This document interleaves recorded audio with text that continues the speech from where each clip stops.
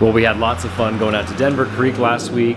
We didn't break any axles, and in this video, I kind of want to dive into how strong are Toyota axles. We actually have a spare rear axle from a Land Cruiser that I found in the junkyard. So by the end of the video, we're actually going to cut through the housing and see how thick the axle housing is, and I would assume that the front will be around the same. One thing I did realize, and a lot of you guys did in the comments as well, is that the rear diff didn't seem to be locking properly. Now I figured out that this was because I didn't have my center differential locked. Therefore, I was basically just setting power to whatever wheel had the least amount of resistance, and in a lot of cases that was the front wheel. The front locker was engaged, as was the rear, but the center wasn't locked, so it was just completely open. I figured out that it was the center differential position switch, and I've got a new one on order, but I was able to actually just relocate the hazard switch and plug it into the CDL switch that comes factory on these things, engage it, disengage it, and now the center differential works. So I really should have been able to just crawl up pretty much all those hard lines with relative ease, especially if I'm triple locked. Now that we have all that sorted, I want to talk about 1-tons. By the way, once we get to 10,000 subs, we are going to be putting 1-tons underneath the Land Cruiser. And the reason why I picked up this extra rear axle is so that I can take the brackets off of it and eventually put those on a 14-bolt 1-ton rear axle from a Chevy, or we're going to figure out exactly which one we need. So let's dive into exactly how I'm going to do this Dana 60 and 14-bolt swap. So the main reason I purchased this Land Cruiser axle is because it was sitting in the junkyard and I got it for $200. I'm planning on going with a 14-bolt GM rear axle, which is a 1-ton rear axle. Most of the ones I've seen come with 410 gears, which is what we have in this already, and that's what we want to maintain. Now I can make all sorts of brackets and geometry as far as the travel of the 14-bolt, but I actually want to maintain the original suspension components so that everything links up to the frame side of the Land Cruiser. The 80 series Land Cruiser came with a 5-link in the rear, which uses a panhard rod and 2 upper and lower control links. The axles that I have on this Land Cruiser are locked axles, and they're pretty sought after, so I didn't want to plasma cut up my axles that I already have because I want to sell them to help recoup some of the costs of this whole project, which is going to get expensive. So for $200, this rear axle, just to basically plasma cut off all the bracketry, seemed well worth it to me. The rear axle on the 80 series is actually quite robust, and I'm frustrated that I wasn't able to actually utilize mine last time when I was off-road. I was essentially doing front digs, which was actually kind of cool because you can't actually use just the front locker on the e-locker option that came with the Land Cruiser, but I managed to do it just out of pure ignorance. The strength of the 14-bolt axles or Chevy 1-ton rear axles are very stout. So that's gonna give us a lot of insurance when we're out on trails and we've got the back end loaded down and we turn the locker on. As far as I'm aware of, none of the 14 bolts came with locking differentials as an option, but we'll be putting an ARB pneumatic locker in the rear for our locker selection. The wheel mounting surface to wheel mounting surface on the 14 bolts varies from different models, but I found that it's around 69 inches. The Toyota wheel mounting surface is around 63.5 inches apart, but this does pose another problem in that we're going to have to convert to 8-lug wheels from our 6-lug. That means we're gonna have to get a whole new set of bead locks.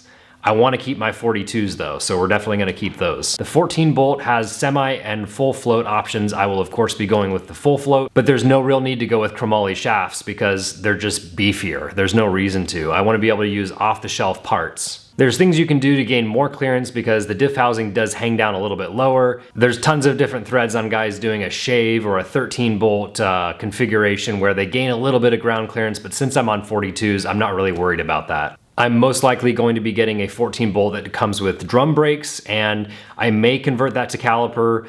I'm not quite sure because we're going to end up going with a Dana 60 front. We need to make sure that the proportioning between the 2 brake systems in front and rear are, within spec, so I'm not locking up the rear or locking up the front.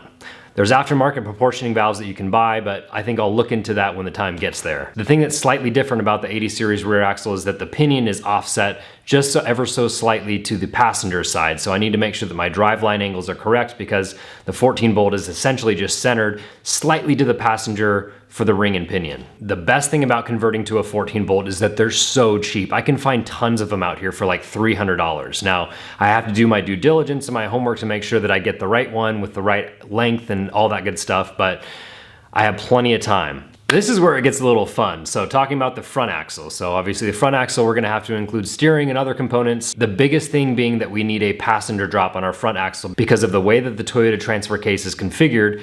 It shoots the driveline out to a passenger drop ring and pinion on the stock axles. So let's start with GM and Chevy passenger drop Dana 60s. Now this is ideal because the ring and pinion is already on the passenger side. And there is a guy, Sammy B, on Instagram. Go ahead and check him out. I've kind of chatted with him a little bit, and he did his swap without having to relocate the ring and pinion at all. His driveline angles seem fine, and he also has a Cummins, so that's definitely something that's on my radar. The GM Dana 60s were leaf sprung, whereas I'm gonna be coil sprung because I also wanna keep the geometry the same and all the suspension components the same in the front. That means I'll be doing the coil sprung and radius arms. Now I know at this point you're probably like, well, if you're doing a 1-ton swap, why not 3-link it? Why not 4-link it? Why not go crazy with the amount of different suspension play you can get and all that good stuff? I don't really want that much up travel. I'm on 42s, there's not enough room because the tires are gonna start getting into the engine bay. From what I've found, most of the GM Dana 60s come with 410 gears, which again is perfect because we wanna maintain 410 gears, which is what I'm on now, and I think it's perfect for highway driving and then when you get off-road using the selectable low range in the transfer case. If you cut into a Dana 60, the axle tubing or where the coils will be mounted on, that housing is very thick. I'll put the number, the diameter up here. I'm not quite sure. I think it might vary a little bit, but it's a lot thicker than the housing on the Toyota axles, which is something that most people worry about when they're commenting on, does the Land Cruiser axle handle the weight of the Cummins? I mean, that's an extra 300 pounds over that front axle. And the front axle is like an 8-inch, it's relatively small. People think it's weak, but as we saw in the last video, when I was basically just dogging it with my rear axles, the front ring and pinion on Land Cruisers are very strong. I've talked to a few different people and they said it comes down to the quality of materials that Toyota and Japanese engineering in the 90s was using, whereas American or domestic stuff just throws pure size at it. To me, the weak point of the 80 series axle are the Burfield joints. So the Burfield joints are the CV or constant velocity portion of the front axles, which allows you to steer, and they connect the inner and outer axle shafts. And to me, this is a weak point. Dana 60s are going to use a U-joint instead of a Burfield, and there's a lot of different aftermarket options that you can get that'll increase the strength. Let's talk about the downside of GM Dana 60s, and that is that they are expensive. If you can find them, and even up here in Northern Idaho in the Pacific Northwest, they're relatively difficult to find, and when you do find them, guys want $2,000 to $3,000 for them. All right, now let's talk about the option that I'm most excited about and that I'm like probably 95% sure I'm gonna go with, and that is the 05 and up Super Duty axles out of a Ford. The 05 and up Super Duty axles, and even the ones before that, are looked at as the holy grail for off-roading from what I've seen. 05 and up Super Duty axles already come coil sprung with radius arms, so I could potentially use aftermarket radius arms in order to connect the frame side of the 80 series down to the axle housing. I'm fairly certain that I can't use my Toyota front springs on the perches that come on the Dana 60 on the Fords, so I'd have to fabricate mounts and or cut off mounts from another axle housing, which it's hard to find the fronts for Toyota Land Cruiser, let's be honest. Like there's not a whole lot of those sitting around because most guys swap those into things or they just keep them as spares. I've done quite a bit of research comparing the GM Kingpin style Dana 60 to the 05 and up Super Duty axles, and with aftermarket support, you can get them to around the same strength levels. That means increasing the inner and outer shaft, the larger spline count, and I think potentially thicker diameter will definitely bring a GM Dana 60 Kingpin up to the strength of a Super Duty axle. Both the GM and the Super Duty axles will come with bigger brakes, so that's a plus on both of them. They also have very comparable size ring and pinions, but one of the negatives with going with a 14-bolt rear, which I'm pretty much locked into, and going with a Super Duty front is that there's different bolt patterns. The 14-bolt uses an 8x6.5, whereas the Ford uses an 8x170. There's templates you can get to drill the 8x6.5 into the front hubs of the 05 and up Super Duty axles, and that's something that I'll most likely be doing. Otherwise, I'm going to have to use two different sets of wheels, and obviously I don't want to do that. I could look at using a Sterling 10.5-inch rear out of the Ford and maintaining the same bolt pattern, but from what I've seen for both cost and availability, it'll be easier to just use a 14-bolt rear out of a GM. Now, here's where the devil's in the details as far as the 05 and up Super Duty axles compared to the GM is that the ring and pinion is on the driver's side, so it would have to be moved to the passenger side. There's tons of different videos and tons of different threads started online about people cutting sections off, using a sleeve, and then re-welding tube, Dom tube, or even the original tube to the axle housing. I really don't want to do that because this is going to be a vehicle that I want to drive down to Moab, a vehicle that I want to, last me forever. I don't want to re-weld if I don't have to. That also means that you have to get some sort of a alignment rod with pucks so that when you're welding, the axle doesn't, warp or bend, because then it will throw off your dimensions, possibly your caster, and it's just a bag of worms. You don't want to do that if you don't have to. And I'm just the guy in my garage that's learned most of the stuff that I've done from YouTube and just by reading online. So I don't think that's a great option for me. Even after relocating the third member to the passenger side, I'd still have to figure out things like welding the outer C's to the axle tubing and setting caster and doing all that, which if I took my time, I'm sure I could do it, but I have 220 available here to weld with. But again, I'm not an experienced welder, and when I have my livelihood and my safety of myself and my wife riding on that when we're on the highway, I don't want to trust my welds. Luckily, I found this one-man shop out of Troy, Montana. It's called Great Lake Off-Road, and this guy specializes on making custom axle housings, especially with the 05 and up Super Duty axles. So he'll take a 05 Super Duty axle and just kind of do whatever you want with it. You give him the measurements, you give him the caster angle you want, which I believe I would set mine around 6 degrees. And then he just dresses it all up for you, welds it, cuts all the old bracketry off. There's companies like Fusion 4x4, East Coast Gear, and they can basically just build you an axle from scratch as well. But I love the idea of supporting local. This guy's been in the industry for 20 plus years, and he works out of his own shop and does all of his own work. I really like that, and I would like to give him my business. So most likely going to go with this guy from Great Lake Off-Road. There's a way that you can actually swap the axle housing to the passenger side, and if you get the measurements right, you could reuse the axles and you can just swap them essentially, because one's gonna be shorter, one's gonna be longer. However, that could position my diff in an area where my driveline might be hitting other things like the exhaust and the oil pan. So I most likely am gonna have to go with custom axle shafts, which they cut them to length and then they spline them in a machining process to get them just right.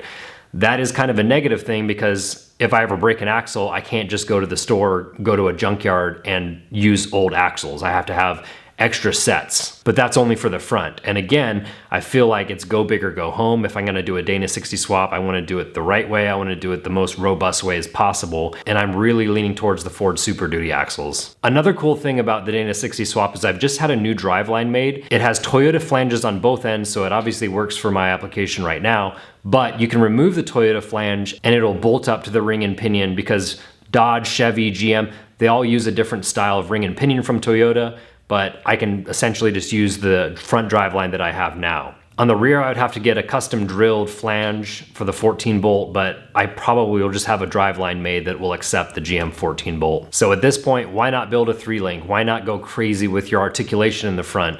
Well, I really like the radius arms. You have to make the decision somewhere where, is this going to be a vehicle that you trailer everywhere and then use it specifically for off-road? You'll get the most amount of wheel travel, the best off-road capabilities from having something that you can basically just trailer.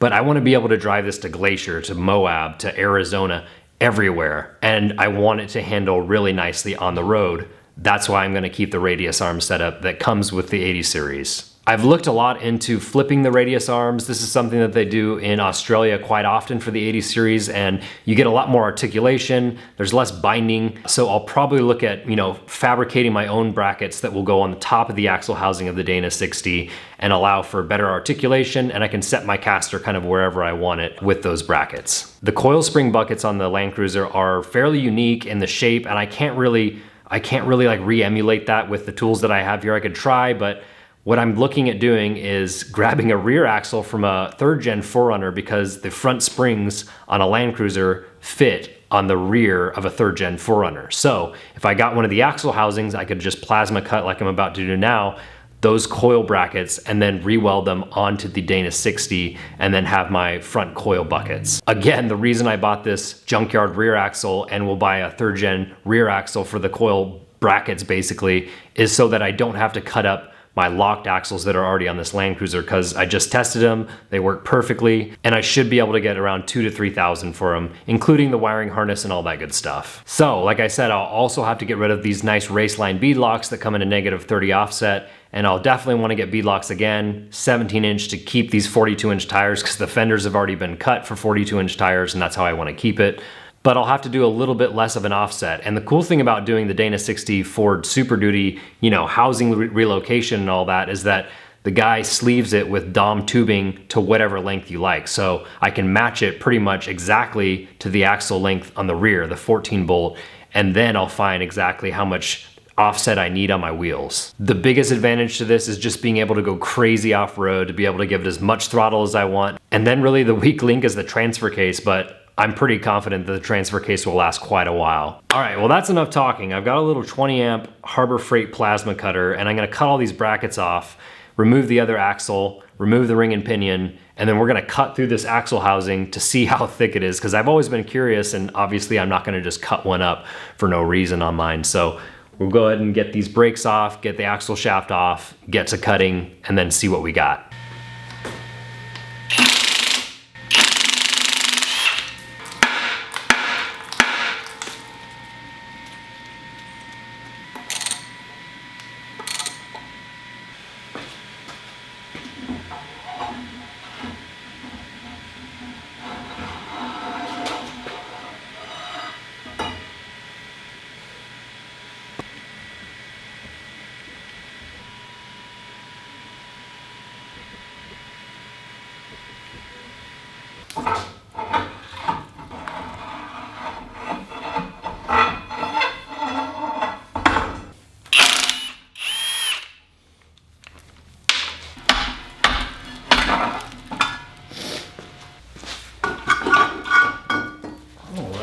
There's the rotor off.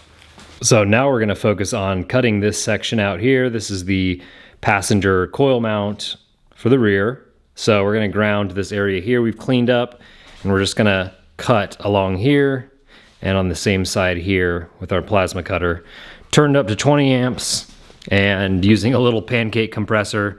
I already tried on a couple of different areas and was able to get successful cuts just on some bracketry for the brake line. So let's start up the compressor and see if it'll cut through.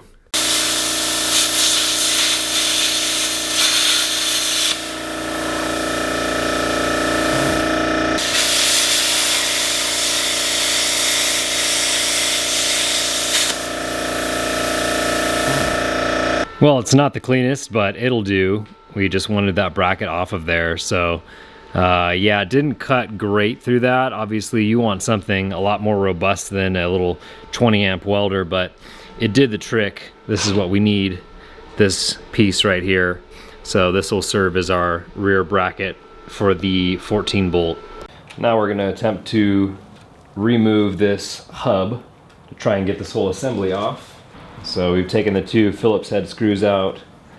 Now we're unscrewing this lock nut, or whatever this is. This will be for the wheel bearing. And our whole hub assembly will come off. And now we can just remove this whole backing plate so we can gain access to our lower shock mount. So we've successfully taken off both of these passenger side mounts. This will be the upper link mount. We have them all just on the floor for now. Upper link mount. This will be the coil bucket. We still have to get the lower link mount and the shock mount, which is right here, and I've stripped them, so I'm gonna have to drill that out and maybe rethread it. Unfortunately, when I was at the junkyard, I just used it impact, so I've also taken out the upper link here, and now we need to move on to this. So this is a little bit more tricky, and I want to be careful how I'm plasma cutting this, because in order to get this lower link mount off, it's welded up in here. You're not going to be able to see very well, but it's welded from the back. So as I can see, Toyota would have welded this part here, and this would have been the final weld. So we need to remove this cutting here and also on top of this bracket here. So I'll try and get it as straight as possible so that when I'm re-welding this to the 14 bolt, I don't have any issues with it lining up. It should just line up like a puzzle piece ideally, but this is all custom anyways at this point. So let's break out the plasma cutter.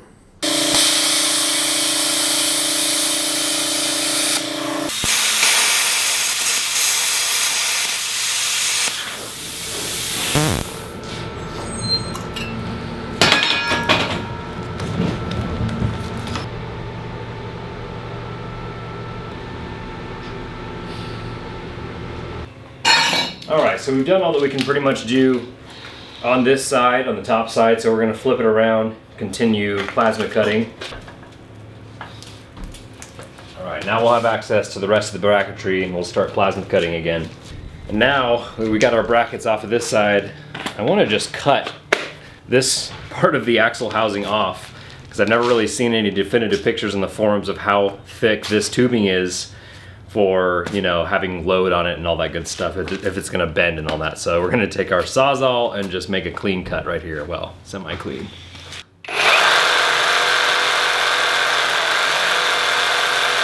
All right, so we finished cutting through, and this we just mic'd is around 1/4 inch, the axle housing on the rear.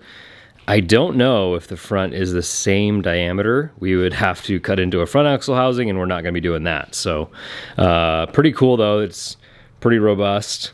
I don't know what 14-bolt axle thicknesses are, but or axle tubing thicknesses, but I would say that Toyota, in their over-engineering process, definitely decided that this needed to be thicker for towing and various, you know, rugged applications, but pretty cool to see it in the flesh. All right, so the axle housing and ring and pinion are both gone. I'm giving those to my dad, but what we have left is all of the brackets that we needed. So we've got both the coil buckets here, we've got the panhard mount, and that'll weld into one of these. And then we've got the lower shock mounts, the lower control arm mounts, and the upper link mounts. So pretty happy with that little Harbor Freight plasma cutter. I had to reset my breaker several times because the air compressor and the plasma cutter are coming off of the same circuit. But all in all, not too bad for a little $300 plasma cutter. So yeah, brackets are done. I'm gonna get them cleaned up and pretty much just ready to weld, so that when I get the 14-bolt, I can start configuring how I'm going to mount all this and make sure that the geometry is somewhat similar to what it used to be on the 80 series axle. Well, I'm exhausted from all the plasma cutting. I gotta get everything cleaned up, including myself, and head to work. But thank you all for watching. If you have any questions, leave them in the comments below. I'm super stoked to start this Dana 60 swap. We'll see you in the next one.